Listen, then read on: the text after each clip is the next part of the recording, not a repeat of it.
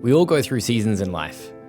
There's spring, where we start planting the seeds and being very optimistic about the future. There's summer, where we can kick back a little bit, enjoy the sunshine, enjoy the rewards that we've been reaping, but you just make sure you don't burn out in the sun. There's autumn, where you start preparing for the winter. There's a change in the air, but you still think you have ages until the real cold kicks in, so you're very optimistic in this phase.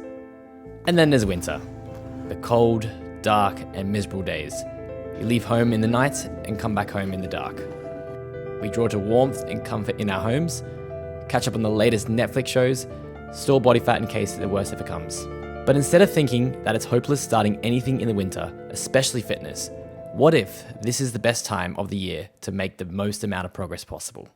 Now, this is the second time that I'm experiencing a winter in London and in the Northern Hemisphere, but even back home in Australia, where we have long sunny days and relaxing by the beach at this time, it's very much a reflective time over the whole Christmas and New Year period. But thinking back to my winter last year, where I was broke and I was kind of questioning if I made a mistake moving to London, since then I've managed to change my life around, where I'm coaching full time, I've traveled to 13 countries, I've hired a production company for the Midweek Motivation podcast, which is really cool, and I also completed Project 12 alongside my competitive weightlifting. And if you haven't been following Project 12 at all, it's where I completed an uncomfortable fitness challenge every single month, like running a ultra marathon. I did a high rocks, I did a triathlon, a Spartan.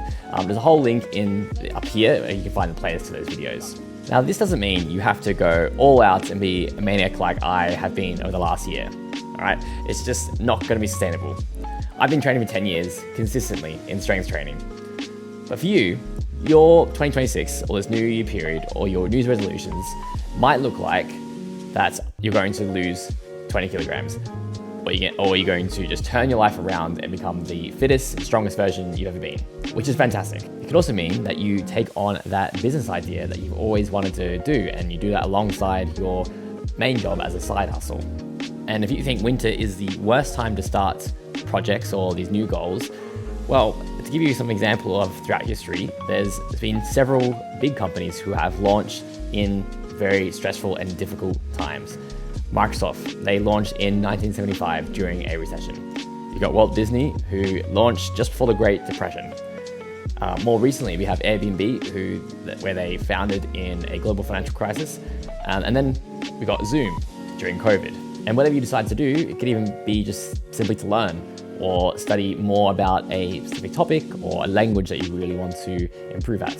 The winter arc just is basically a fancy social media term for locking in for a season or a few months where you're trying to focus on just a few habits that's going to give you the most results in a short period of time. So if it's starting a business, okay, what is the few actions that I can do and spend the most amount of time on that's going to give me the best results very quickly? If it's going to be fitness, then it's going to think about, okay, maybe nutrition or a strength training program that you're going to stick to get the best results that you can possible in 12 weeks time. So don't get too excited with trying to create too many habits because you're going to collapse and everything will crumble and you're back to square one. You want to think about 1 to 3 habits that you want to focus on for the next 90 days. You want to start laying the most important foundation, and then you'll be able to grow from there and change the habits as you want down the line as you're growing momentum. If your goals are specifically more towards health and fitness, my latest video you can actually check out here is where I share the most important tips if I had to restart my fitness journey in 2026. So how I managed to turn my life around in the space of a year, or the winter arc, you could say, there are 3 main things where I focus on. So firstly, I knew I wanted to go full-time in coaching. No more shift work at the gym or contractual event work that I was doing on the side. So what I did was I actually had ChatGPT. I planned out how many clients I need to have and the income I need to also have to transition from a hybrid model where I was doing some PT but also shift work and all the other event stuff into full-time personal trainer in London, because I had to restart all my client base when I moved to London from Australia. And then I followed through. I stuck with following more on lead calls and selling more coaching slots from the trials I had.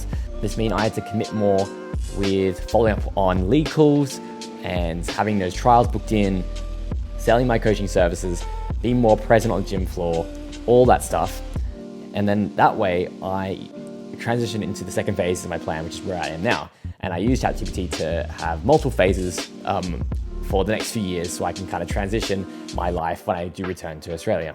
Having this plan sets the foundation for myself, and I was able to break that down into quarterly goals in terms of what I had to do weekly so I can really stay on track and get towards close to my goal.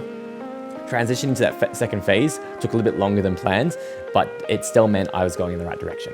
Secondly, my partner and I, we set out all the travel destinations where we wanted to go in a year because travel was a very important priority for us moving to London. And I'm more flexible because I'm self-employed. I can kind of plan around when I have my sessions.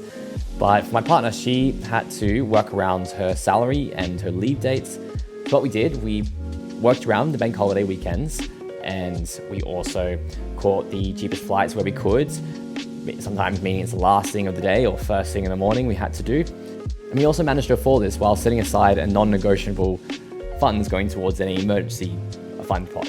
And sometimes it kind of felt like we can't afford this, but we try to shift our mindset to how can we afford this or what can we do?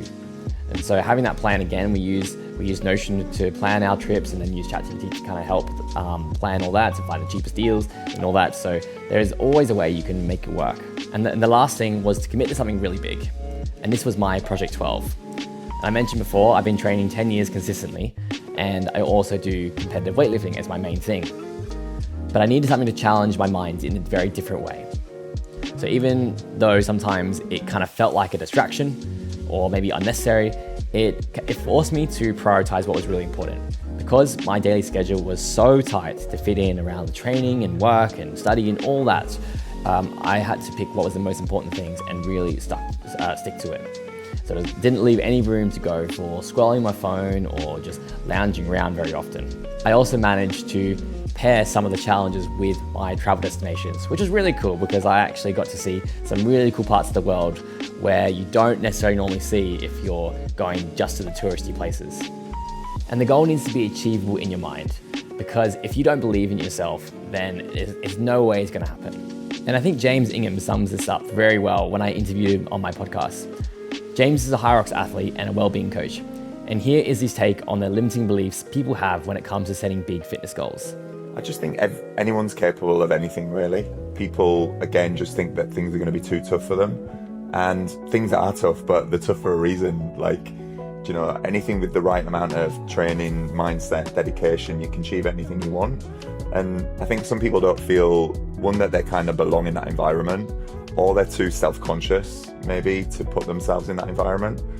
But what I would say to that is just find your tribe, or find someone that can support you through it. You know, join a running club, join a fitness class, come out of your comfort zone and just give things a try. And if the first one doesn't stick or doesn't feel right, then find another one. Just because that wasn't right for you doesn't mean another one won't be right for you. And we all know when we find our tribe, we all know when we feel comfortable around people. And that is the best thing of team training and sport and exercise, is that we're all cheerleaders for each other. I think the problem with the idea of the winter arc is that we should hide away from the world and work in silence. And while I think there's an element of truth to that, because it does remove you from distractions and it helps you to lock in, it means you're alone in that journey. And the best way to get results is by sharing that goal. If it's going to be sharing on social media, sharing with a friend or a loved one, and maybe if it's them joining you or you participating in a group challenge, because that way you're not alone. It creates accountability for you. And sometimes if it's a challenge or investing into a coach, for example, then you've got that expertise with you. And that is going to be the fastest way to achieve results if you're going to be doing that. So if you're looking to get stronger, lose weight, run a marathon, then absolutely invest in a coach or personal trainer. If it's perhaps starting a business, then it's going to be investing perhaps in a mentor or running along with a founders group. So that way you have people alongside you to help you get the fast results possible while avoiding many mistakes in the quickest amount of time. And if you want to hear the full conversation that I had with James, you can check the link out here. I hope this helps get you through your winter arc or your physical summer if you're from down under. To help you along with this journey, I also have a free newsletter, which is also called Midweek Motivation, which is the same podcast. You can check the link in the description below. And please give this video a like if you really found this valuable, and subscribe if you want to see more. Thank you so much for watching, and I will see you in the next video.